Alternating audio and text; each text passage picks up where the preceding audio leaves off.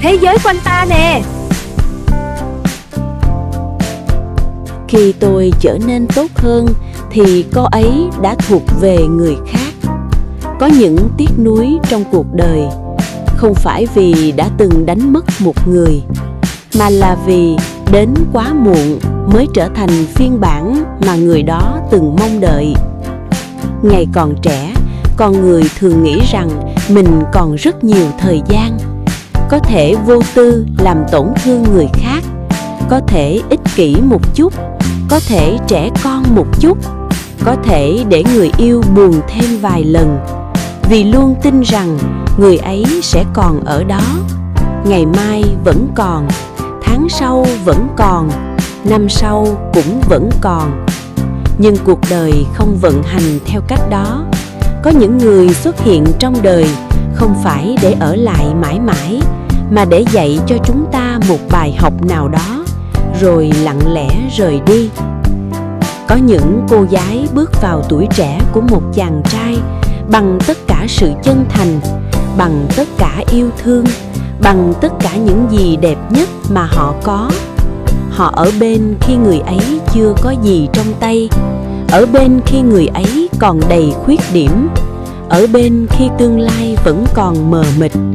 Họ tin tưởng, họ chờ đợi, họ hy vọng rằng một ngày nào đó người mình yêu sẽ trưởng thành hơn, biết quan tâm hơn, biết trân trọng hơn, biết yêu đúng cách hơn. Nhưng đáng tiếc, không phải ai cũng nhận ra điều đó khi còn có thể.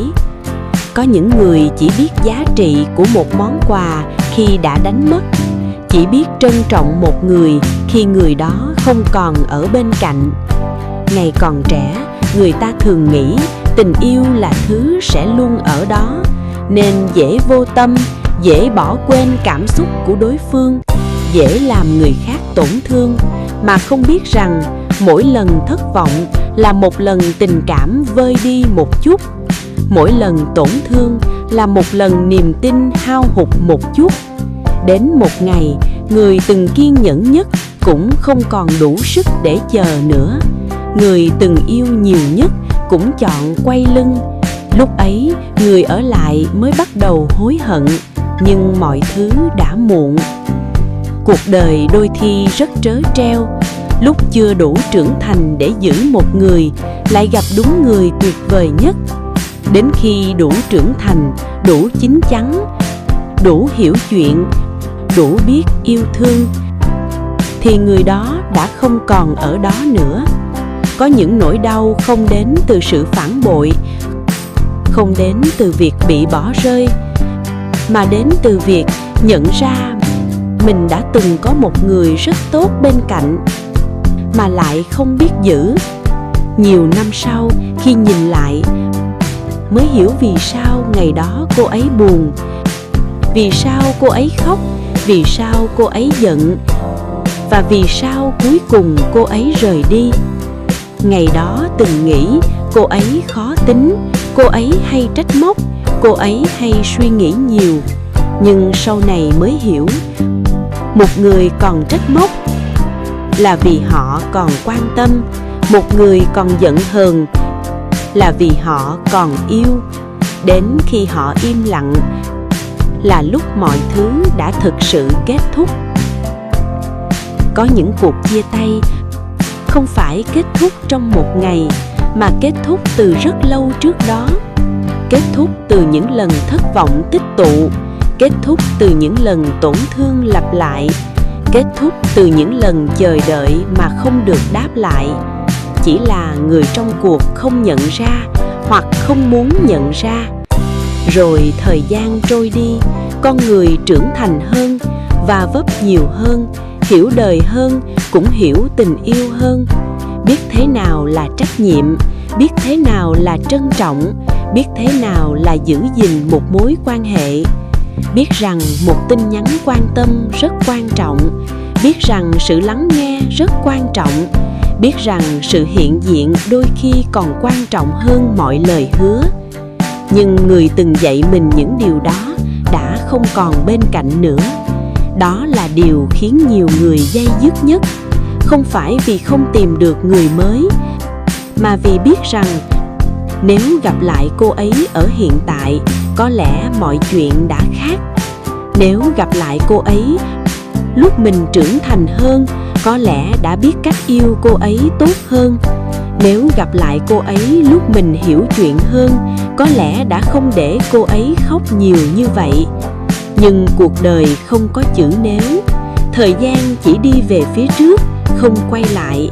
Người đã bỏ lỡ cũng không phải lúc nào còn đứng đó để chờ.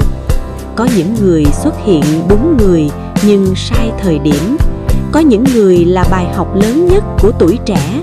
Có những người khiến ta mất rất nhiều năm để quên, không phải vì còn yêu mà vì còn tiếc.